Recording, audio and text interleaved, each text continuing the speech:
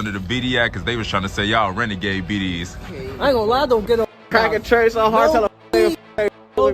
Big BD cracking trays. Hold up too hot, don't get no BD. So y'all generation don't go by nations no more like the older guys did. Hell no. Get on. What everybody gotta say too. Anybody gotta say something. I feel like nowadays everybody be under the EBK Act now. Hell yeah. Doing that BD, all that BD, all that we old block gang. You and Memo kind of had some issues on the internet not too long ago. Memo tells Munna Duke he's putting belt to ass when he catch him. He ain't never put a belt to ass in no motherfucker day in his life. I don't really take people like that serious, man. You gotta know him, man. You know what I'm saying? Motherfucker like me that been around, I know every motherfucker. And a motherfucker like him, I can't take serious, you know what I'm saying? He can't step a foot on my block. He would never step a foot on my block. Memo used to be really cool right there because I think he shot at least one video there before, right? Yeah, that was before a lot of shit transpired. You get what I'm saying? So at once upon a time he was able to come over there. You know what I'm saying?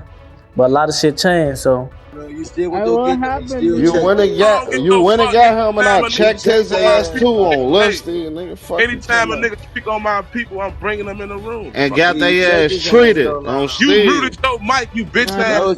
Now merch, I muted up, my y'all. kids, your ass ain't say nothing. Now y'all merch, I muted up.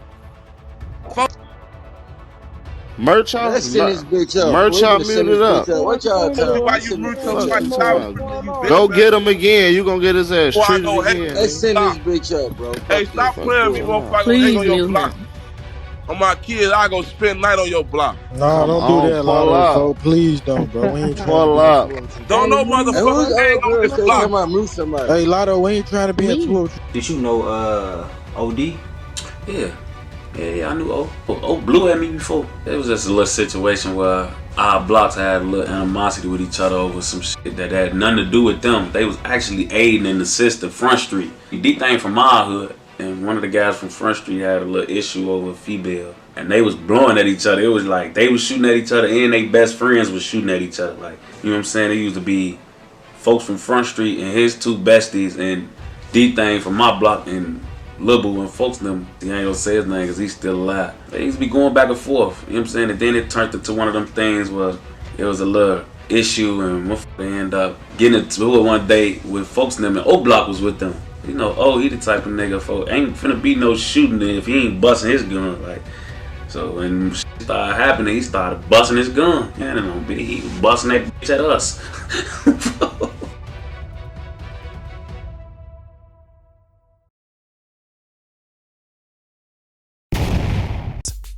Of accusations that don't die when the man they were leveled at takes his last breath.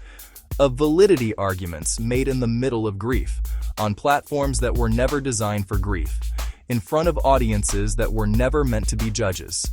Of a digital battlefield where words became verdicts, and verdicts became sentences.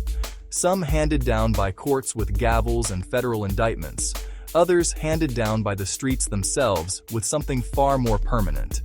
This is what happens when the architecture of an alliance is built around one man, when that man is extraordinary enough to hold together things that should have already fallen apart, when that man is gone and everything he was quietly holding in place collapses at once. All the weight of all those years of accumulated tension landing in the same moment, on the same block, on the same people who were already trying to figure out how to survive his absence. We called him King Von. And that title was not just a rap name. It was a political designation. It was a description of function. He was the king of a particular equilibrium. And when a king dies without a succession plan, when he dies suddenly, violently on the other side of the country, in the early hours of a Friday morning in Atlanta, the equilibrium he maintained doesn't transfer to someone else. It just evaporates. And what fills the space where the equilibrium used to be is the oldest force in the history of human conflict: chaos. But not the random kind, not the chaos of a storm or a flood, where nobody can be blamed and the only question is survival. This was a specific, deliberate, targeted kind of chaos, the kind that knows exactly who it wants to consume, the kind that had names attached to it, addresses, block affiliations, social media handles. The kind that could speak directly to you at 2 in the morning through a cell phone screen and tell you exactly what it thought about your loyalty, your manhood, your value as a soldier, your status as a real one, or a fraud. This is what the world is about to understand as we go deeper. Because the story of O Block and 600 after King Von's death is not simply a story about a beef between two sets. It is a study in what happens to an institution when its central figure is removed. You cover the thing? Who you with? Huh? Who you with? I ain't with nobody. He was lying. Why you covering the thing for there? I with Mumu. Oh yeah, what are y'all? Shit, his ass just got in the shower. My dreads long as here under. That shit short, boy. Yo, let chest ass, boy. That's that big hole in that thing. I gotta stop back working now. What you watch? Let the folks know.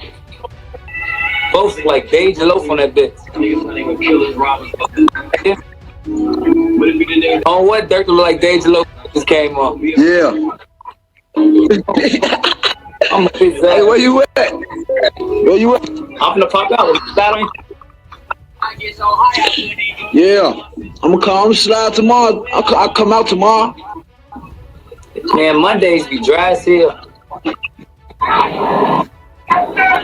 Who the fuck is the King Von has 600 tattooed on him. Yeah. Okay. Can you elaborate on that a little bit? Like, why would King Von get 600 tattooed on him?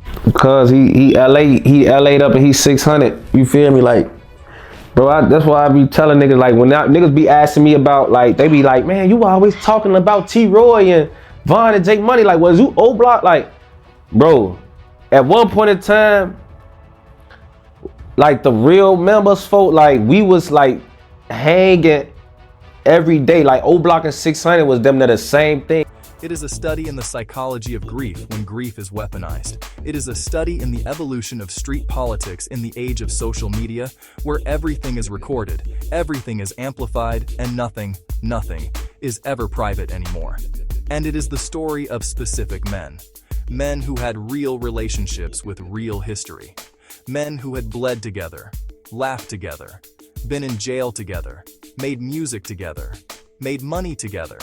Men who, when the cameras weren't rolling and the social media wasn't watching, had something real between them.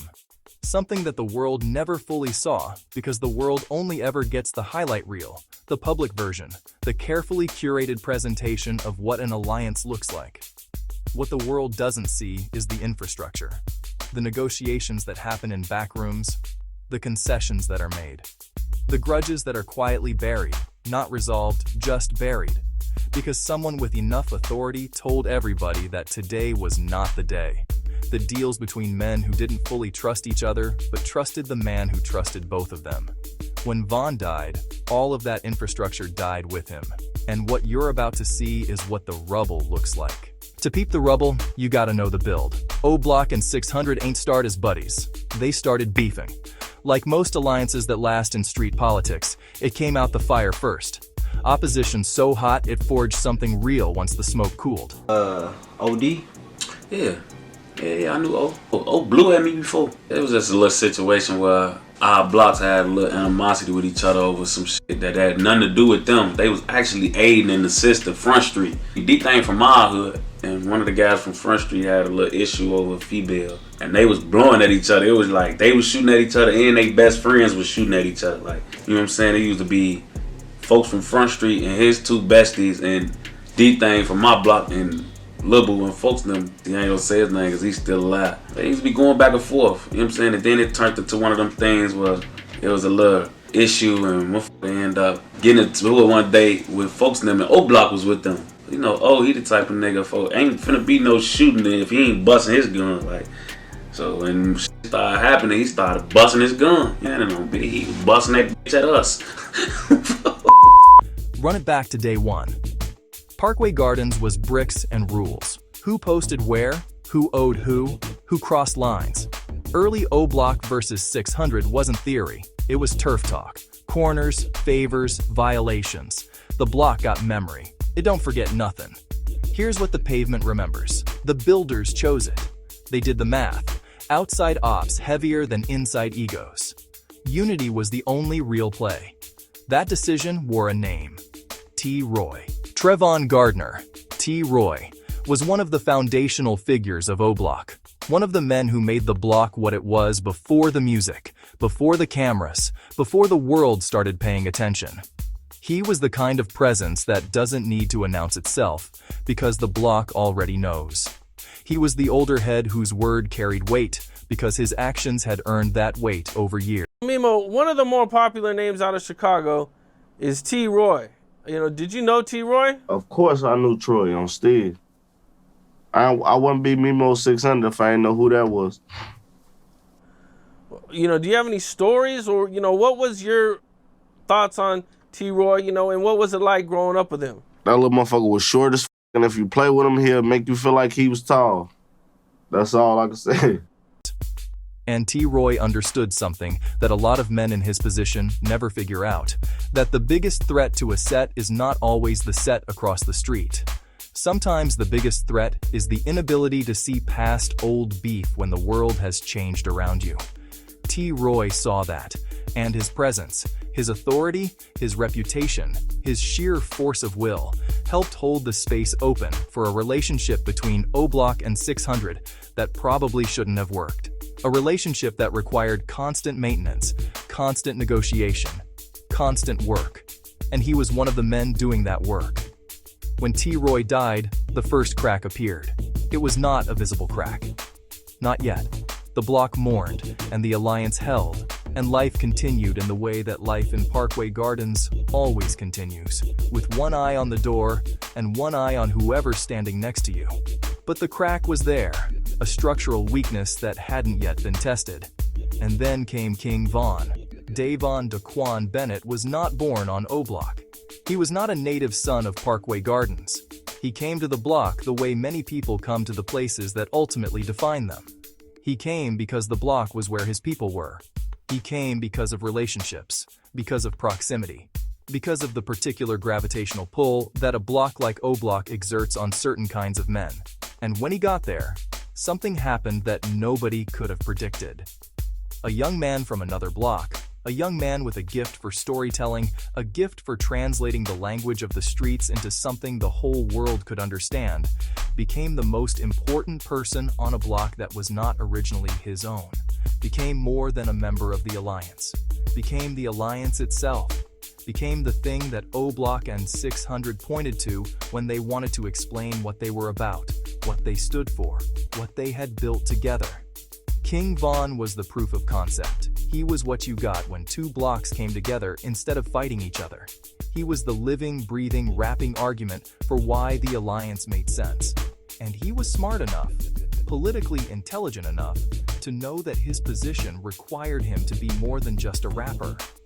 It required him to be a diplomat, a negotiator, a man who could walk into a room with O-Block on one side and 600 on the other, and make both sides feel seen, valued, respected. He did that, every day, in ways that the public never fully witnessed. As Tay600 said in an interview with Source. Think about what that means. Think about what it means when one person is performing that function for an entire alliance. When one person is the thermostat that keeps the temperature from getting too high. When one person is the circuit breaker that prevents the current from overwhelming the system. What happens when that person is gone? The temperature rises. The circuit breaks. Everything the thermostat was quietly holding in check, everything it was preventing from boiling over, starts to boil over all at once. And this is not a metaphor. This is what actually happened. November 6, 2020. The date is carved into the memory of everyone who was connected to that world. The date that everything changed. The date that the alliance lost its thermostat and the system started running hot. Yo, you sit down, you can sit ass over here. You can sit ass over here. Yo, you better watch out. Hey, brother. This is my brother, okay? Hey, come on, chill. You come with me, okay? Okay.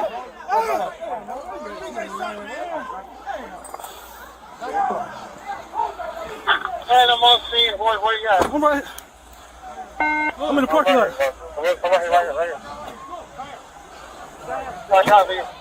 Bro, wait, straight. Where you go? 926. Listen up, everybody. You, get out the car. Out the car. Get your ass out the car. Okay. Calm down, he's shot. Okay. Get out the car. I gotta go to the hospital, my leg. Yeah, we gonna get you to the hospital. You ain't going nowhere. My foot is fucking broke. Get in the car, get in the car, get in the car, get in the car. You stay right there. We need to leave. Y'all okay, y'all look Calm okay. down. You ain't going nowhere. Calm down. I saw him shoot. Please pull off, y'all. I gotta go, bro. Oh my God. We got several people shot. We got 4. We need 4.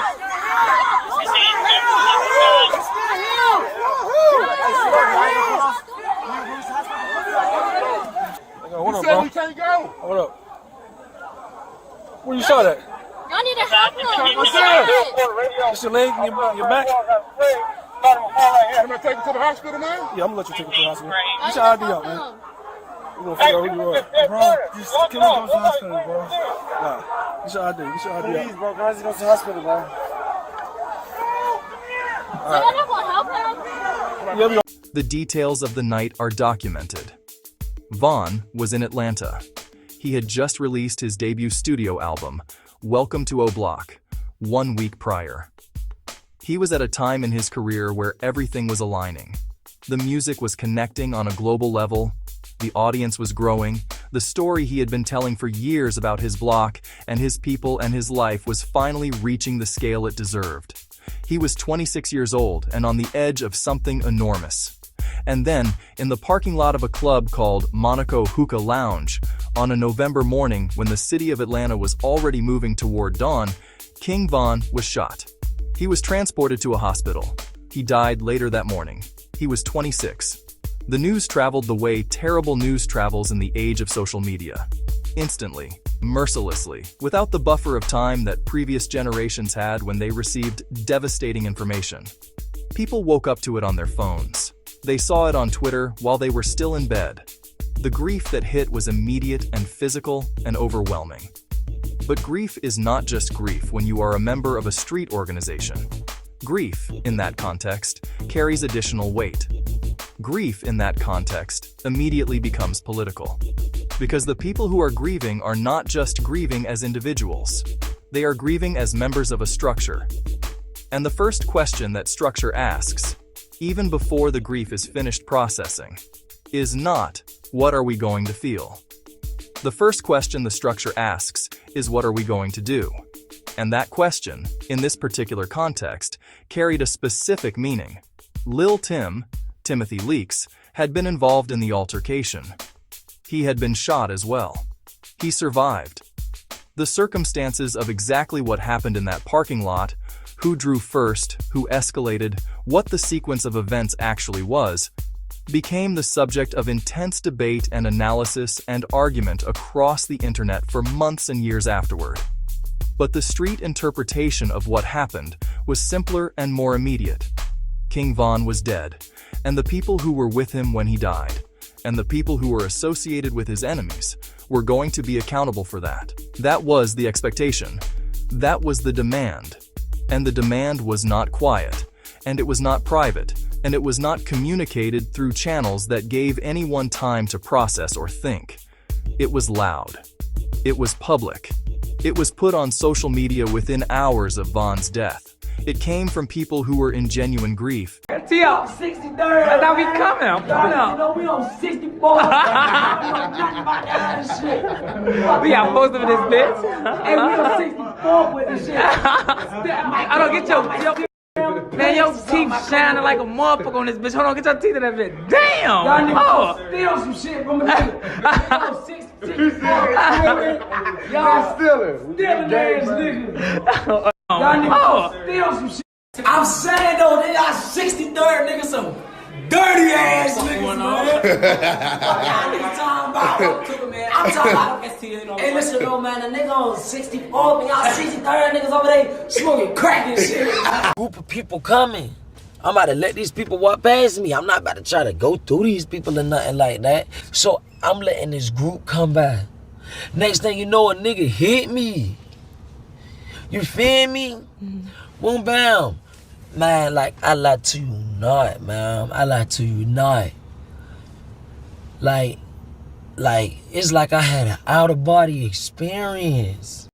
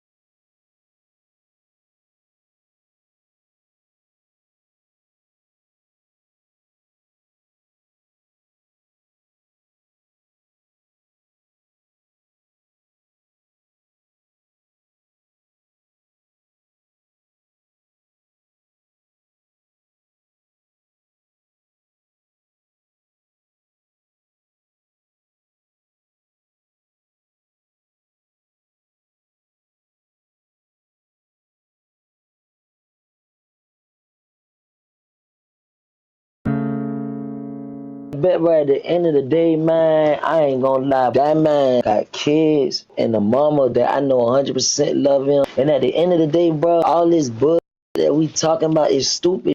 That could have been handled a totally different way. It could have been handled to the point where a song and $3-4 million could have came out or whatever. Like they could have got handled in a legit way, in a music way, also in a boss way. Even though I didn't know that a lot of it was like it was.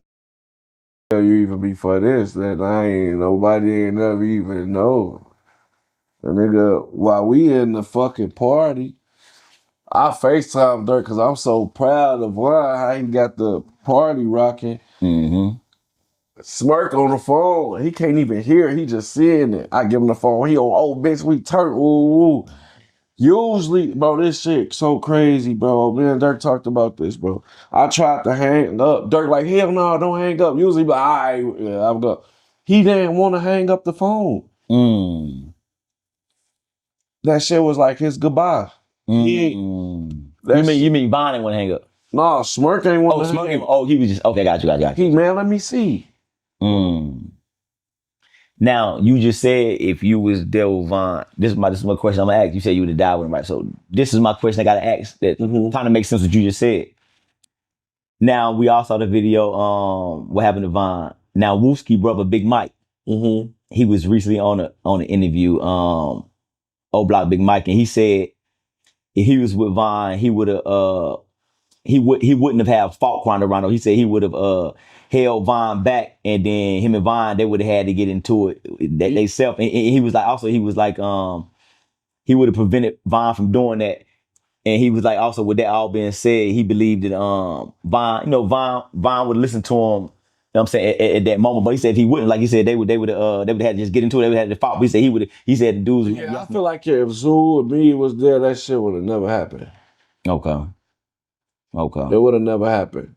The people that was actually there at that moment, you know what I'm saying? Or like motherfucker, like, you know what I'm saying? Like, that wouldn't have happened. Cause bro was still on house arrest. I was like, dude, you gonna go to jail? Like, go on. Or we'll fuck him up. And that's the best what Big Mike was saying. He grabbed him like, nah, we have to get into it. We ain't gonna let you throw your life away like that. Yeah. Now. And people who were performing grief and people who were using grief as cover for old agendas. It came from all directions simultaneously, and it created a pressure, an almost unbearable pressure, on everyone who had ever claimed to be part of O Block or 600 or the Alliance. A pressure to respond, to act, to demonstrate, publicly, visibly, verifiably, that they were the right kind of person, that their grief was the real kind, that their loyalty was the kind that came with action attached to it. This is where the story gets complicated, because the men being pressured to respond were human beings with their own circumstances, their own legal situations, their own survival calculations, human beings who were not just members of a street organization, but also brothers, fathers, friends, people with real lives that extended beyond the block. Yeah, man. So yeah, that was big in the city, man. You know, they shut it down, man. Potentially a lot of lives was saved because man, OTF and OTF fans and yeah, I could see personally that shit could have went either kind of way, man. Yeah, it could have either went good or bad. Just like they canceled the second show in Atlanta, not because the OTF were our movement. That got on stage, performed that song and diss Atlanta niggas. He dissed Gucci, he dissed 21 Savage, he dissed a lot of. What if they come and retaliate and it look like OTF did it? Like, you know? OTF ain't nothing but a rap group, gang. And for them ain't doing all that extra shit y'all thinking, like, you know? Man, you know, you was close with King Von. You know, what do you think one of the singles biggest misperceptions people have about King Von in general? The bully shit. Folks ain't no bully, gang. He a real genuine. He just stand for what he believe in. Von is a real genuine. He was a real genuine gang. All that bully shit, he praying on hell no. Folks is a real kind-hearted nigga, gang. He loved his girl. Y'all saw that. I don't give a They claim that lady was doing 1,000. He still love that lady. Not saying Asian or Bob. I fuck with Asian. That's my sister, my real heart. I love Asian to all the death, gang. She a Bob. Hell no. Folks still love her, gang. I love her to death. The Asian, she just had a child. Shout out her. Congratulations to Asian doll on stage. But do it again. Damn, who was that? like on stage, we not moving loose like that, gang. What you boy? Ain't no loose. Fuck niggas, them. Stop playing. Yeah. Who want to feature? Who want to feature? Who we talking about want to feature? Yo, dirty ass.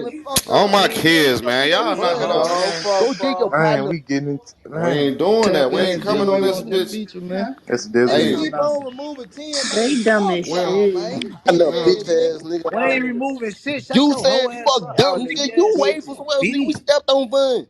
You ain't do shit. Fuck Oh, my brother. Steve, y'all as police. Fuck you talking about police ass. You don't even know that man was shrimp. Shut your bitch ass. Man, y'all want to motherfucker pick a side. Ain't no sides to pick. Side, y'all hoes. Keep that shit neat. Get y'all lame ass on, man. Fuck you talking about whole ass niggas. Y'all want to motherfucker pick a side on Clubhouse. Nigga. You's a hoe. We ain't gotta do that. Look, y'all loose as hell. Slow down, gang. Y'all look like some hoes, gang. Y'all doing this shit. Y'all loud. That's all I'm saying. What he just said. All that other shit, y'all too loud, loose. Man, real gangsters don't even get on here and do that. Yeah, y'all loose as hell. It don't matter, man. We stepped on for this public paper. Gang. Who is we? It's always some weak shit and some shit with my kids, bro. Hey, Memo. Bullshit. He dead. Niggas take credit for other niggas' work. He dead and nobody. Man, let him talk, man. Let him talk to himself. Let him talk. Yeah, shut up. Let him talk to himself. These niggas so bullshit. Fuck OTL. Cause that nigga Look at him. That's some fucking fan that got rejected a long time ago. Bitches on here, Your though. Y'all motherfucking hair look like it's electrocute. Shut your Oh, ass. no. It's a lot of little There's bad always some hoes bitches in on Chicago here. talking like this. Keep sucking that bitch, man. I ain't telling nigga. Watch I him swear nigga ain't standing on no business. Say seriously, when nigga catch me, boy, nigga start the fuck out you. Y'all down for this shit. Why your homie so loud? They loud as hell. I'm saying, nigga, keep on removing a nigga. Cause you country as hell, loud as hell, fam. What you so loud for? Country ass, goofy ass. Hey, what had happened though? I ain't heard nothing. They mad at you cause you kicking it. You was neutral. You don't have nothing.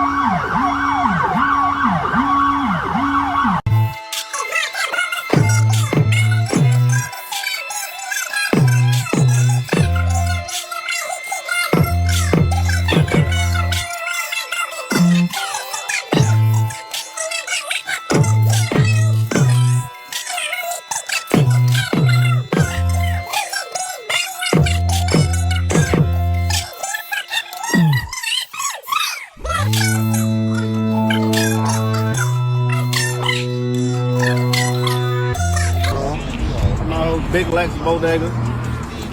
Chopped cheese, half and half. This bitch here on my baby. And these fries could have been. I ain't bet this shit out. You know how this coming. Smell. Check it out.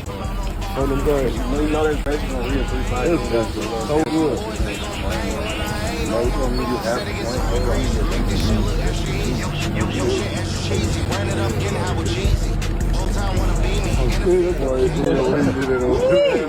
That's that shit, shorty. What? Let him to Jones. Memo600 and Ben 10 beefing after the Young Boy concert got canceled in Chicago. Memo600 went down to Baton Rouge with shoppers looking for 4K Trey affiliates, supposedly, as you see his Instagram posts. Ben 10 said he just arrived to BR and want Memo 2 link up here is when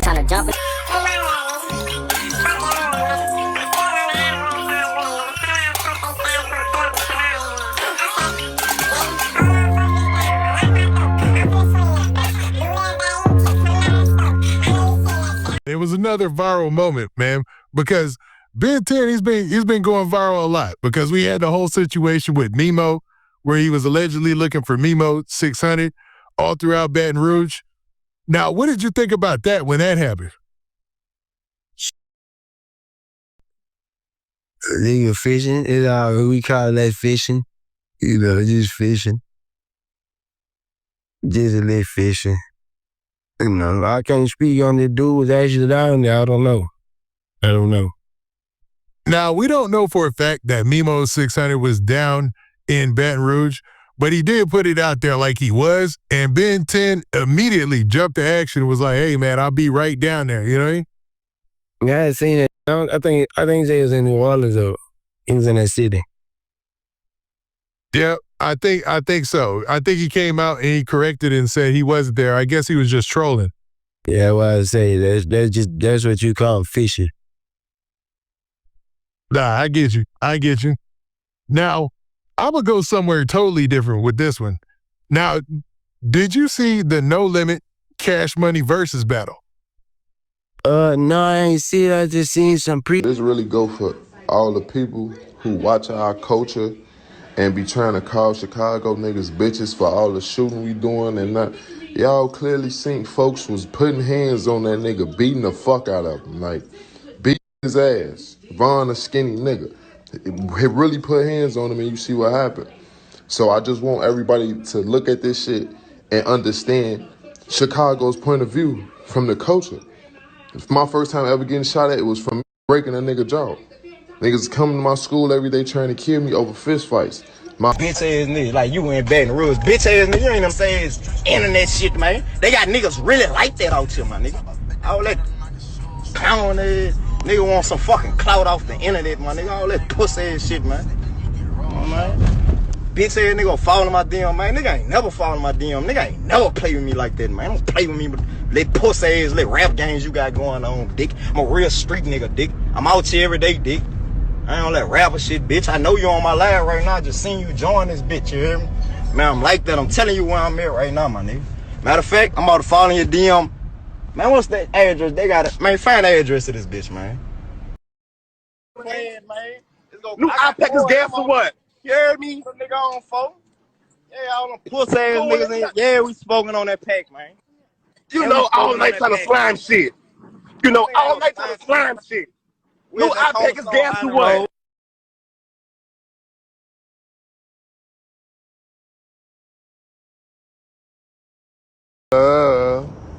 Hey, look though. Y'all stop doing this internet shit, man. We ain't got on the internet and threatened nobody and said we was gonna do shit to nobody. Niggas wanna be funny, we being funny too. We make subliminals, they make subliminals. This shit cute to us. It's funny. Like, it's funny. We ain't got up here and said we was gonna do this, do that. Ooh, ooh. I just so happened to be somewhere and niggas jumped in their feelings. That just showed niggas hands. That's it. Niggas showing their hand. People who understood, even through the fog of grief, that the action being demanded of them was the kind of action that ended in a casket or a federal prison cell. And the internet didn't care about any of that.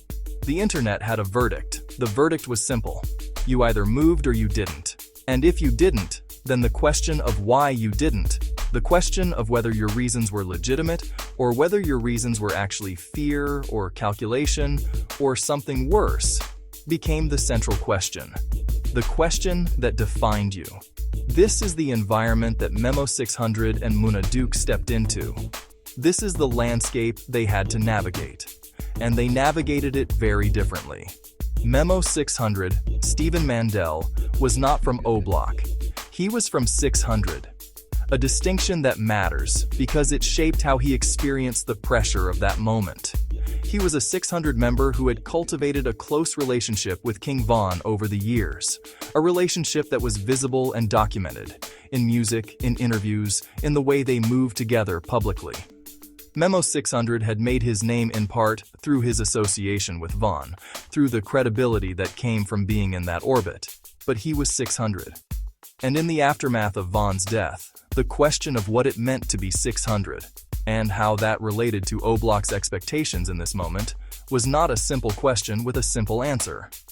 The alliance had always operated with a certain understanding of what each side owed the other. But owing and expectations are two things that can look very different depending on which side of the relationship you're standing on. And in the immediate, raw, grief-saturated hours and days after Von's death, the accounting was being done by people who were not in a frame of mind to be generous or nuanced or fair. The accounting was being done by people who were hurting. And people who are hurting tend to add things up in the way that confirms their existing suspicions. What was alleged, what became the dominant narrative on social media, on Clubhouse, in the streets, was that Memo600 had not done enough. That he had been visible in the wrong ways and invisible in the right ones. That he had maintained a social media presence when he should have gone underground. That he had been in certain places, done certain things, said certain things, or hadn't done certain things, hadn't said certain things, that suggested his loyalty was less than it should have been. Munna Duke had his own complicated relationship to all of this. Rashawn Vance, Munna Duke, was an O Block figure. A man who had been at Parkway Gardens long enough to have real roots there. Long enough to have earned a position that gave him a voice in how block politics were conducted. And in the aftermath of King Von's death, that voice became very loud. Do you think that the problems with 600 and O Block would be going on right now if he was still alive? I wouldn't really call them problems. It just, I don't know, and yeah, I think they'll be going on just because it was going on when folks was here to a degree. You know what I'm saying? So I was been a little confused, you know what I'm saying? But I feel like now it just go along with the, like I was saying, click shit earlier. You know what I'm saying? Like clicks of who with who. Cause like just cause it'll be the whole hoods will be tweaking with each other. Certain niggas out the groups are still like, man, that's my brother. You know what I'm saying? That's my brother. I love him, and I love him. I wouldn't do none of them. I wouldn't never get into it with them. But maybe him and him, they do goofy shit. I can't be around them. I'll do something to them. That's how it is, bro. On BDS, like a lot of motherfuckers it ain't full-fledged beef or war. I wouldn't even talk about no shit like that. But when I just see it be animosity, niggas fucking with certain niggas, or a nigga hopped in a nigga bitch DM, he was bogus. You know what I'm saying? Or something like that. It be little shit going on, little politicking, weird, messy, little Wendy Williams teacup ass shit, folks. So a lot of times, that's how a lot of motherfuckers end up not fucking with each other, bro. On BD, it be shit like that where a motherfucker just feel like, I don't fuck with him, he try to talk to my BM, or I don't fuck with him, he's supposed to stole a pipe from my brother, or little shit like that, and it just end up building with motherfuckers in that little circle. But it be certain niggas, like I talk to O Block niggas all the time, bro. On BD, like, I talk to Wick City niggas all the time, because they're the ones that's still around, that's originals, for they know, like, I'm one of them for real. Like, I'm one of them ones from that way, for like, I done got in them cars when niggas for O Block died. Like, them my brothers, folks. So it's like, with that shit with Roy, that's why he remember them nights we was on my block. You know what I'm saying? He was out there with us. Now, one thing that I don't think gets talked about enough is your music. Yeah. It has some issues on the internet not too long ago. Memo tells Munna Duke he's putting belt to ass when he catch him. He ain't never put a belt to ass in no motherfucker day in his life. I don't really take people like that serious, man. You gotta know him, man. You know what I'm saying? Motherfucker like me that been around, I know every motherfucker. And a motherfucker like him, I can't take serious. You know what I'm saying? He can't step a foot on my block. He would never step a foot on my block. Memo used to be really cool right there because I think he shot at least one video there before, right? Yeah, that was before a lot of shit transpired. You get what I'm saying? So at once upon a time, he was able to come over there. You know what I'm saying? But a lot of shit changed. So you said something on Instagram. You said, "Be direct when you speak. Don't do the subliminal post. You know me personally. Let's meet up so I can beat the f out of you." Yeah, I kind of just want to beat his ass. I ain't want to. You know what I'm saying? You can't even come over there. Over where? On my. On house? On house?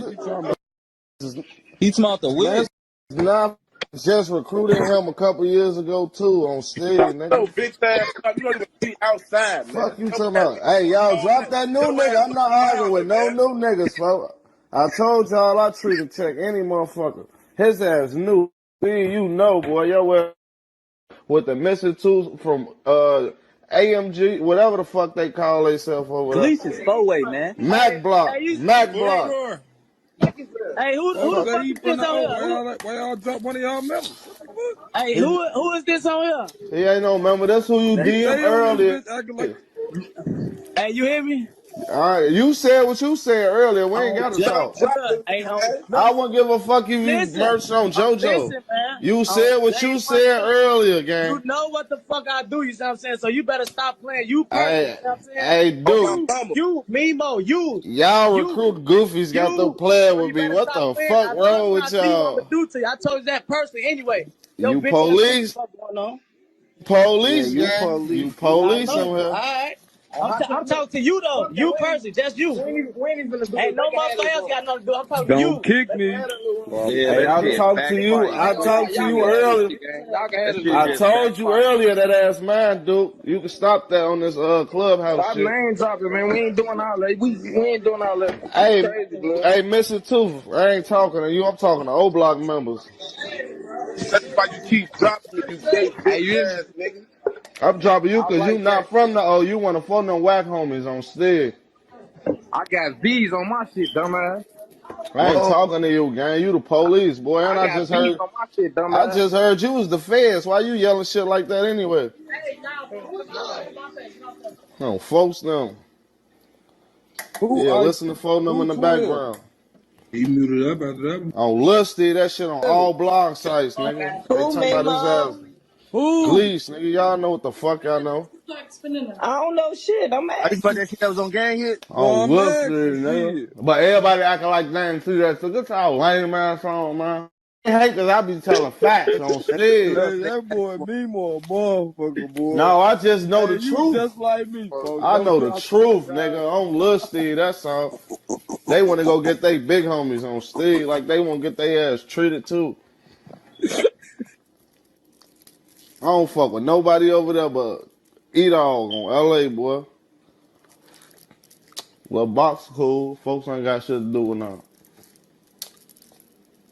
I'm trying to see who you talking about. I say your ass from Houston, boy, for sure. Man, I'm trying to see. You can't even come over there. Over where? On my shit. On Houston? Another guy we've been hearing a lot about, man, from the OTF camp that we've heard shouted out in so many records. And look, King Von shouted him out. Lil Durk shouted him out. A guy by the name of Booney Mo, man. Now, Booney Mo ended up getting arrested and sentenced to 7 to 15 years for attempted possession with intent to sell or distribute. He's still in Chicago and ask you about another situation that happened recently, right?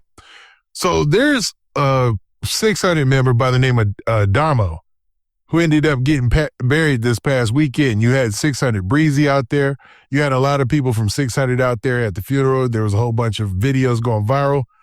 Did you know 600 Dammo? And if so, what were your reaction to this news? Nah, I go with Dammo. He from around the land. He used to be in Caveman building all the time.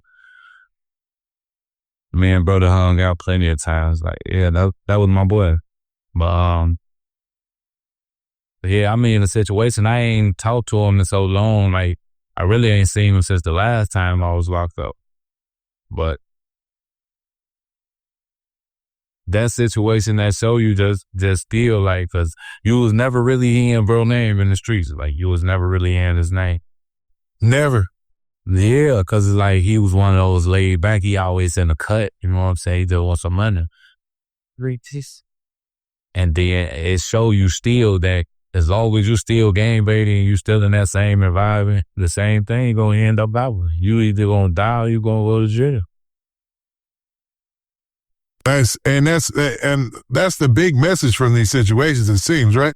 It is. It's either you gonna die, you gonna go to jail. You gotta remove yourself from those situations so you won't even be around it no more. So you won't even be put in it no more. Like, Dammo name wasn't even out there. Like people, everybody knew who he was, but his name wasn't out there like that. Like, he wasn't a person that just like a crash out like all these other dudes is. You know what I'm saying? Bro, you had a mind. You feel me? But it still just show you, like, just because you done calm down and you done, I ain't on this type of time no more. I'm doing this. I just want to make this money. Do this, do that. Hey, you trying to do something positive now. You still in the same place. 600 Breezy went online and he was responding to somebody in the comments of the post, the post on a blog about Dammo. And he basically said that Dammo, this is what he said. He said that 600 hadn't taken a loss since 2018 with Waldo, and that they really haven't lost anyone for real like this since 2011 through 2015. Other than that, they've been spanking, stuff in the streets or whatnot, and that Dammo was killed by a BD. You know what I mean? And that Ide was backdoor. So that was basically what he said. That was his response. Like, he's basically, because somebody, I guess, was trying to say that, y'all getting, is looking bad for y'all side out there, and he was just responding to that person. But basically, once he said that, it had a lot of people talking about, whoa, so Dammo ended up getting killed by a BD, basically based on what 600 Breezy said. And right now, we're starting to see a lot of that with the whole Bloodhound and them and a whole bunch of different things going on through in Chicago. Now, with you hearing that just now, what did you think? Man, I don't know. He's saying you said this was 600 Breezy said? 600 Breezy said that. Yeah, this was a comment to somebody. It was a response to somebody. You know what I mean? So I'm not sure if this is accurate, and maybe it could have been doctored, but a lot of people have taken it and ran with it. That basically he said that Dammo had got shot by a BD. I don't know what he's talking about, but if that's true, then Dammo got backdoored. Then one of the guys is somebody that was too poor killed him. Then he got backdoored. For what? I don't know. Yeah, I don't know the accuracy of that. You know what I'm saying? Yeah, it's just with the like, is that from Breezy real page? Someone by my little brother, nigga. Well, fuck your little brother. I don't get no Nigga, fuck fuck your brother, nigga. Fuck is you talking about, Goofy? Your ass not even 600. Fuck is you talking about on OD? Your ass is a GD from 100s. Goofy ass nigga. Yeah, you knew. I never did shit but claim. I know your ass ain't been on 600 more than 10 years with your clown ass. Fuck I don't love Steve, you lying. I've been out there more than you. All right, I'm done, gang. I'm done arguing with you kids. On love Steve. Come outside, gang. Man, one year ain't sending shit out, nigga. You just said someone about my little brother, nigga. So I can request this. Remember this. Did you or did you not snitch? Oh, no. So what you do? Bro, I ain't do shit. Snitch. Oh, no. So what you do? Bro, I ain't do shit. I let them people know, boy. That ain't my shit, boy. Why y'all you trying to get I'm not trying to. I want to see, because I got to remember this, because I be getting high, so I forget a lot of stuff. So I just see your police body camera getting that bag is his gun. That's just blow bag with the gun in there. Did you not say that? Bro, we ain't respecting no rep. I got 20 years in there. If you snitch, nigga, you on that paperwork. Go check that. So did you or did you not say that? No. Go back to the body world camera right now. Go back to it. Because you just said that shit on the camera, man. About me though. Hey, Box, man, what's too big for who I am, man? Box What you is just said? people's man. Hey, what you just said about me though? Who the fuck is me? You know whoever you was just talking about. Man, who the fuck is you? I'm trying to see though whoever you was just talking about though. Oh, that's Mr. Tooth. I'm trying to see who you talking Oh, about I though. say Like, your ass from Houston, boy, for man, sure. I'm trying to see. You can't even come over there. Over where? On my shit. On Houston? On Houston? Cause your ass is. He talking about the Man, his ass is not just recruiting him a couple years ago. Talking about his ass. Gleese, nigga, y'all know what the fuck y'all know. I don't know shit. I'm asking. About that shit that was on gang hit? On Wilson, nigga. But everybody acting like they ain't see that. So this how lame ass song, man. I hate that. Who you think I was talking about on Listed? Where I shot the video at? Who you think I was talking about, nigga? The fuck? Them steppers, huh? And you wasn't in that video. All the steppers was in that bitch. What, you was in jail fighting a case or something? Oh, he must be going to. He must be going to get some more help. I told you if it ain't E-Dog, I don't want to talk. On phone number, he the only nigga can. He the only nigga can shut me up on my baby. I love him to death. Hey, Memo, I don't know. He been calling steppers on you. He went to get some more help. Can't nobody shut me up but What he E called for. that first? A snitch and a bitch. He went and got a snitch and a bitch on phone number. Oh my God, y'all ass crazy. And now a lot of one of them Yeah. I hear you now. I believe that, gang. Y'all be needing that shit. Gang, it's a lot of shit going on. Yeah. And I'm saying you can't go on Lotto because folks will fish you. Nigga Big Chuz about I some don't want to give a fuck how I fish Hey, you. stop saying my name, boy. Duke was one of the figures who pushed hard on the validity question, who asked, publicly and without apology, where certain people were, what they were doing, why they weren't moving in the way the block expected them to move. But here's what makes this story so much more complex than the surface-level beef narrative. Duke himself was not beyond scrutiny. There were people, and the evidence for this is in court records, in trial testimony, in the documented proceedings of the FBG Duck murder case, who had their own questions about where lines were and weren't drawn. The alliance was not full of people whose records were spotless. It was full of people who had made their own choices in their own moments of pressure, and whose choices could be examined and questioned by the same standards they were applying to everyone else. This is the trap that validity politics creates. When you build a culture around the idea that a man must prove his loyalty through action, specifically through violent action, you create a standard that almost nobody can meet consistently across an entire lifetime under every circumstance. You create a standard that is designed to be used selectively, applied to the people you already don't like, invoked when it serves a particular agenda, and conveniently set aside when it doesn't. You create a weapon, and once a weapon exists, it gets used. Understand the geography of what happened next. Clubhouse, the social audio platform that had its moment of peak popularity in the early 2020s, became something it was never designed to be in the months following King Von's death. It became a courtroom, a public square where men who would never sit across a table from each other could speak directly to each other in real time, in front of thousands of listeners. The rooms had names, the rooms had moderators, the rooms had pinned speakers and audience members and all the formal structure of a debate, except that the debate was about who had done what, and who owed what, and who was a real one and who wasn't. The debate was about loyalty and blood and the specific language of the streets, broadcast to a global audience that was listening with the same attention they gave to prestige television. And the things that were said in those rooms were not said and then forgotten. They were recorded. They were clipped. They were posted to Twitter, to Instagram, to YouTube. They were dissected and analyzed and commented on. They became evidence. Not in the legal sense, not yet for most of them, but in the street sense. Evidence that was used to build cases against people in the court of public opinion, which, in the particular world we're discussing, feeds directly back into the real world. This is what Tay600 described when he talked about the Clubhouse sessions. Tay600, Tavoris Hollins, had a position in all of this that was genuinely uncomfortable. He was a 600 member who had history with both sides of the alliance. He had been involved in some of the earliest incidents that preceded the alliance. He was the one who talked about his house being shot up, about the tensions with Euro 51, about the early days when the lines between O Block and 600 were not lines of brotherhood, but lines of conflict. He had lived through the conversion of that conflict into an alliance. He understood, better than most people, how fragile that conversion was, how much work it had taken, how many compromises and concessions and buried grievances had gone into building something that looked, from the outside, like a natural unity. And now he was watching that work come undone.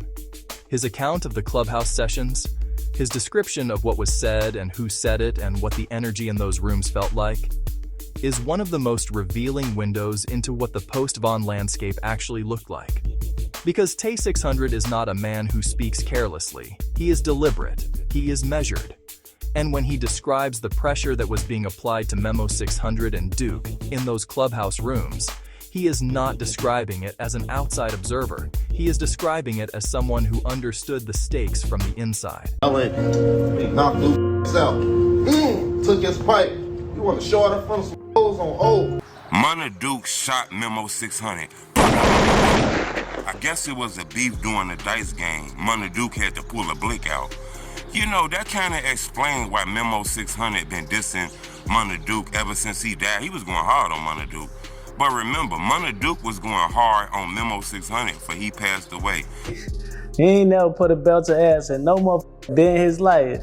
I don't really take people like that serious, man. You gotta know him, man. You know what I'm saying? Motherfucker like me that been around, I know every motherfucker. And a motherfucker like him, I can't take serious. News was finally confirmed. We heard the rumors that Munna Duke shot Memo600, but Munna Duke never stamped this. Memo600 never stamped this. It was once upon a time where they almost talked about this, but Memo600 was like, that's police, that's police. And then Munna Duke was like, they don't gotta know what I'm talking about. But that's about it. Hey, you hear me? All right, you said what you said earlier. We ain't got to talk. Hey, I wouldn't give a fuck if you merged on JoJo. Listen, man. You said what you said earlier, gang. You know what the fuck I do, you know what I'm saying? So you better stop playing. You play, you know what I'm saying? Hey, dude. You, Memo, you. Y'all recruit goofies got them playing with me. What the fuck wrong with y'all? I told you that person anyway. You police? Police, gang. You police over here. All right. I'm talking to you though. You person, that's you. Ain't no motherfucker else got nothing to do. I'm talking to you. Don't kick me. You know, 16 Shotter Visuals kind of stamped this. Hit the like button. Goal on this video with O Block. Something happened. Munna Duke pulled that bang out and got the blowing and shit. Memo got shot. We all remember this when Memo got shot. It was a dice game. People thought people from No Limit did this. But in reality, it was actually Munna Duke who shot him. You know, this shit got so big that nobody really knew what happened. They was dissing each other subliminally on the internet. But you know, news came out that Munna Duke upped that pistol. You know, when 16 Shotter told this story, people from O Block came in instantly, like Munna Ike. He was like, Cap, this false, this not real. You know, I guess these people don't want this on Munna Duke name now that he done passed away. People are already saying he a gang leader. He was the leader of O Block. Now they saying he doing murders. You know, people want to keep his name clean. But unfortunately, he was the face out here, a fixture of the drill. The pressure was not abstract. People were being called out by name, in front of thousands of listeners, being asked specific questions, being put in positions where they had to either say something that satisfied the crowd or be publicly branded as something that would follow them for the rest of their lives. Memo600 was in that position. Duke was in that position. And neither of them handled it the same way. And neither of them, based on the accounts of the people who were in those rooms, said exactly what the crowd wanted to hear, which meant that the crowd drew its own conclusions. And the crowd's conclusions became the block's conclusions. And the block's conclusions became the new political reality of Parkway Gardens. Now let's talk about the chain, because the chain is not just a piece of jewelry. In the context we're discussing, a chain is a symbol. It is a declaration of allegiance, of membership, of identity. When you wear a set's chain, you are making a statement about who you are and where you stand. And when someone takes that chain, or when someone alleges that a chain was taken, The statement that action makes is equally clear. Memo600 has spoken publicly about what happened with his 600 chain. In interviews, specifically in his conversation with Real Tune, which was widely circulated and viewed, he addressed the allegation that his chain was taken at O-Block. He reacted to the claim that Munna Duke had a role in banning him from O-Block. Think about what that allegation means. Here is a man, a 600 member, a man who had moved publicly with King Von, a man whose career had been built in part around the credibility that came from his proximity to that world, being told that he was no longer welcome on a block he had visited freely for years, being told, implicitly or explicitly, that the chain representing his set's identity had been compromised, that his standing had been revoked. You cannot separate the chain from the context. You cannot understand why the chain mattered without understanding what it represented in that specific political moment. A chain is an object, but in the politics of the street, an object is never just an object. It is a message. And the message that the chain incident sent, the message that Memo being banned from the block sent, was that the accounting was being done, that there were consequences being assigned, and that Memo600 was one of the people who had been found wanting. Memo has pushed back on this characterization. He has spoken about what he felt he did and did not do. He has addressed the narrative about his absence in the aftermath of Von's death. He has articulated, in multiple interviews across multiple years, the complexity of his position, the impossibility of meeting every expectation of every person while also managing his own survival, his own legal exposure, his own life circumstances. But the block was not interested in complexity. The block had already delivered its verdict. And this is one of the most important things to understand about the culture we're examining. When the verdict of the block is delivered, when the collective judgment of a set comes down on a member or an associate, it does not invite appeal. It does not leave room for nuance or context, or the specific facts of a specific situation. The verdict is the verdict, and the question of whether the verdict is just is secondary, almost irrelevant, to the question of what you do now that it's been handed down. Do you accept it? Do you fight it? Do you leave? Memo600, by his own account, and by the account of the public record, found himself on a road that eventually led away from OTF and away from the alliance. He has been public about leaving OTF. He has addressed in interviews the question of whether he left or was pushed, and the answer is complicated in the way that most of the truth in this story is complicated. It's not a clean break. It's the kind of gradual departure that happens when the environment that once felt like home starts to feel like something else. He has talked about what signing to OTF did to his career, about the contractual realities of that situation, about the ways in which the music industry and the street world intersect in ways that are not always beneficial to the artist. And all of that is real, and all of that matters, but it exists alongside the block politics, the chain, the clubhouse rooms, the validity questions, and you can't fully understand one without the other. Tay600 occupies a different position in this story. If Memo is the cautionary tale, the man whose exclusion from the inner circle became a case study in how validity politics works, then Tay is something more complicated. He is the man who chose to navigate the impossible terrain by being honest about it, by speaking publicly about things that most people in his position would have kept private. When Tay600 talks about the relationship between O-Block and 600, when he goes through the history, the early beefs, the path to alliance, the way Von held things together, he is doing something that is rare in that world. He is speaking with the kind of historical specificity that most people in those conversations avoid, because specificity is dangerous. Specificity means accountability. Specificity means you are on record with a position that someone can hold you to. Tay chose specificity anyway, and what his account reveals, when you listen carefully, when you hear not just what he says, but what he's describing with the facts he chooses to include, is that the alliance between O-Block and 600 was always more complicated than the world understood. He described incidents that preceded the alliance, moments of genuine conflict between the two sides, moments where the path toward violence was the obvious path, the natural path, the path of least resistance. and he described the decision made by specific people with specific relationships and specific histories to not take that path, to redirect, to negotiate, to try something harder and less intuitive than the obvious answer. He described King Von's role in that navigation. And when he talked about what happened after Von died, when he described the pressure being applied on Clubhouse, the conversations happening in real time about Memo and Duke, he described it with the specific kind of discomfort of someone who sees exactly what is happening and understands exactly why it is happening and is not entirely sure how to feel about either of those things. Because Tay600 understood the grief that was fueling the pressure. He shared that grief. He lost something real when Von died. Not just a political asset, not just a structural component of an alliance, but a person, a real human being who had been in his life in a real way. And he also understood that grief was being weaponized.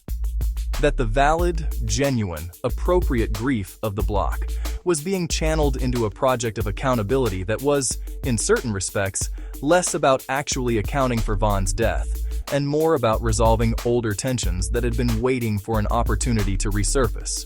He understood both things simultaneously. And that understanding, that ability to see the complexity of the moment even while being inside it, is what makes Tay600's account so valuable and so rare. He eventually made his own decisions about where he stood, about which relationships he was going to maintain, and which he was going to let go. But situation where our blocks had a little animosity with each other over some shit that had nothing to do with them. They was actually aiding in the system, Front Street. DThang from my hood, and one of the guys from Front Street had a little issue over a female. And they was blowing at each other. It was like they was shooting at each other and they best friends was shooting at each other. Like, you know what I'm saying? They used to be folks from Front Street and his two besties and DThang from my block and Lil Boo and folks them. He ain't gonna say his name because he's still alive. They used to be going back and forth. You know what I'm saying? And then it turned into one of them things where it was a little issue and they end up getting into it one day with folks them and O Block was with them. You know, he the type of nigga for ain't finna be no shooting if he ain't busting his gun. Like, so when shit started happening, he started busting his gun. Yeah, he was busting that bitch at us. About how he was going to navigate the political terrain of post-Von Chicago without becoming either a casualty of the internal warfare or a participant in it. Those decisions were not universally applauded. Nothing in this story is universally applauded, but they were his decisions. Made by a man who was trying to survive, not just physically, but morally, relationally, as a person who had to live with his own choices. In a world that demanded certainty and simplicity, Tay600 insisted on existing in the complexity. FBG Butta entered the narrative differently. Marcus Jones, FBG Butta, came at this story from the other direction. He was a 600 member whose relationship to the O-Block politics was shaped by his own specific experiences, his own specific grievances, his own specific perspective on what the alliance had been and what it had become. His account of the peace treaty, of the negotiations that happened around the relationship between 600 and the Front Street Boys, with DThang as a central figure, is one of the most revealing pieces of testimony in the entire video. Because Butta is not a man who edits himself for public consumption.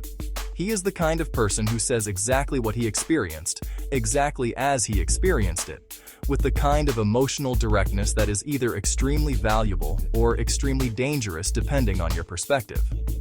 What he described about DThang, about the specific incident at the attempted peace meeting, about the behavior that disrupted negotiations, about the way certain people conduct themselves in environments that require a different kind of discipline, added texture to the story of the alliance that the public version rarely includes. Because the public version of the O-Block and 600 alliance is a story of brotherhood, of two blocks that chose unity over conflict, of a relationship that produced King Von and all of the music and culture and energy that came with him. That version is true. But it is not the whole truth. The whole truth includes the arguments, the near misses, the times when someone's behavior almost destroyed something that a lot of people were working hard to build. The times when the alliance survived not because everyone involved was disciplined and patient and politically intelligent, but because someone with enough authority intervened at exactly the right moment and prevented the irreparable from happening. DThang, Demetrius Flannery Jr., Lil Durk's brother, was one of the figures whose death also added weight to an already heavy situation. When DThang was killed in June 2021, it was another loss layered onto a block that was still processing Von's death. Another absence in a constellation of absences. Another void in a structure that was already dealing with multiple simultaneous structural failures. FBG Young offered the counter-narrative. His skepticism, his insistence that not everything is as serious as people make it, that stories get exaggerated, that the public version of these events is often inflated, provided important friction. Important pushback against the tendency to mythologize every conflict, to invest every incident with cosmic significance, to see the hand of destiny in what are sometimes just the messy, inconclusive, unglamorous facts of real life. FBG Young's skepticism did not diminish the reality of what happened, but it complicated it. And complication, in this context, is necessary. Because the worst thing you can do with a story this serious is flatten it into a simple narrative. The simple narrative always lies. The truth is always more complicated than the simple narrative. And Lil Mikey, another voice in the account, added his own layer. His own experience of moving through this world and trying to understand what was real and what was performance and what was somewhere in between. Taken together, these voices create something important. A portrait of an alliance that was never as clean or as unified as its public image suggested, navigated by human beings who were trying to make sense of their own lives in real time, without the benefit of hindsight or distance. Now we need to talk about what the court saw, because the story of O-Block after King Von's death does not happen in isolation from the federal government. And the federal government, through the United States Attorney's Office for the Northern District of Illinois,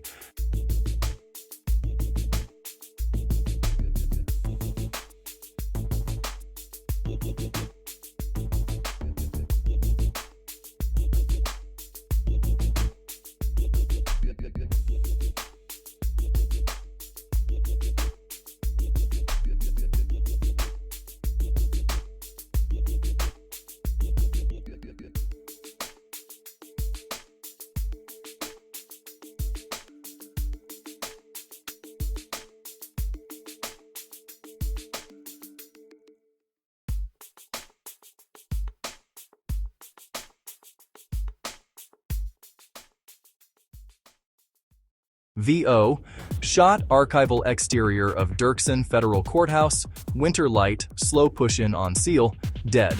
The federal gaze sharpened. In January 2024, a jury returned Ariso convictions in the FBG Duck case. According to court records, testimony mapped an internal picture of O-Block, roles, routines, routes of communication, context, not conclusion. In those filings, Rachon, Munna Duke, Vance appeared as an alleged leader. Alleged, not adjudicated here. Gap 1's VO, shot, overhead Chicago aerial at dawn. Grid of streets, traffic like capillaries. The microscope didn't drift away. It settled in. Courtrooms became repositories for what the streets once kept quiet, and the city learned to read transcripts like weather. VO, shot abstract social media UI. Floating comments, waveforms, notification pings dissolving into a blur. After Von, validity politics scaled. Clubhouse rooms framed like tribunals. Twitter threads like exhibits. Accusations performed for audiences that never had to live with the consequences. The permanence of clips outlasted the truth of context. Outside voices magnified inside stakes. Gap 1's VO, shot split screen, empty studio mic. Phone screen, scrolling timelines freeze on alleged, where were you? Performance met reality, and performance won the algorithm. The verdicts stuck even when the facts didn't. VO, shot, newspaper montage, bolded, superseding indictment, Novi 2024, pages turned beneath a lamp. Then, escalation rippled. In November 2024, prosecutors filed a superseding federal indictment alleging a murder-for-hire conspiracy, tied, they say, to failures of retribution. Allegations, not proof. Presumption of innocence stands. The process is ongoing. Gap 1's VO. Shot slow crossfade to vacant basketball court inside a windy courtyard. Chain link rattles. Each filing added gravity. Each rumor added heat. VO. Shot Jarrow City mural.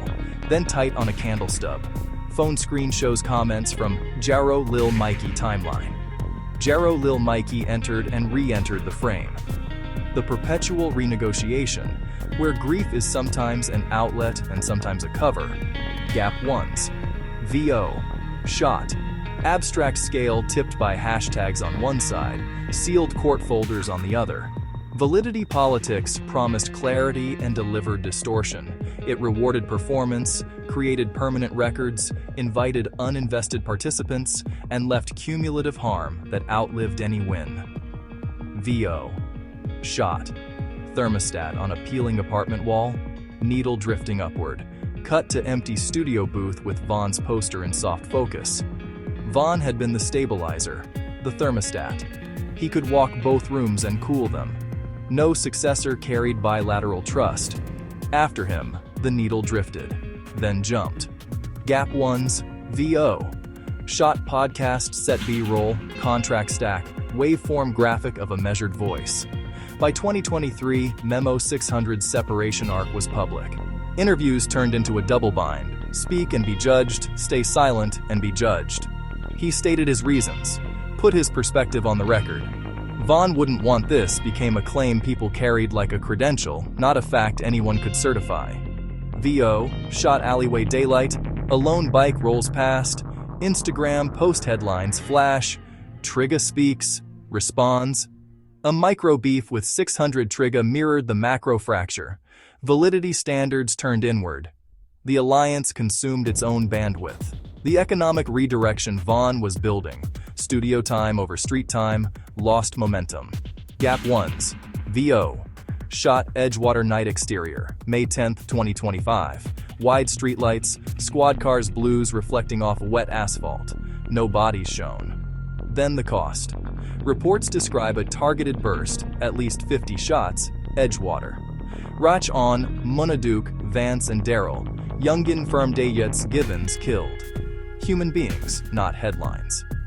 A grief post from DThang's former partner surfaced. Grief that didn't need a camera but found one anyway. VO. Shot. Close on phone in trembling hands. Candles flaring, then guttering. The spectacle tried to swallow the sorrow. The sorrow tried to breathe anyway. Gap 1's VO. Shot memoir-like desktop old photos. A 600 chain in a drawer. A folded statement. Posthumously, Memo's stance on Duke hardened. Code over personal record. He held it. Isolation deepened. Positions have consequences even when they are convictions. VO. Shot train passing. Window reflections of young faces. A text thread left on typing. Then nothing. There were indications Duke was weighing another path. Patterns of exit often get intercepted. Institutional memory was lost with him. The kind you can't subpoena and can't replace. Gap 1's VO. Shot. Empty studio room, calendar flipped to 26, framed photo of Youngin beside a microphone. Youngin was 26. Compressed lifespans turned promise into statistic. Public mourning surged. Private processing stalled under a siren that never really shuts off. VO. Shot slow aerial pullback from Parkway Gardens to the full South Side grid. Overlays of play counts, headlines, dollar signs, redactions. Zoom out. A model that eats itself. Identity through conflict. Loyalty through violence. Fame that feeds the community but also exposes it. Visibility is the price of change and the risk that prevents it. Indict the system that demands blood for belonging, not the people surviving inside it. Gap 1's VO. Shot. Empty folding chair in a room lit by a single bulb. Thermostat needle quivers. Silence sits heavy. What would King Von have said? The silence is its own answer and its own responsibility. Gap 2's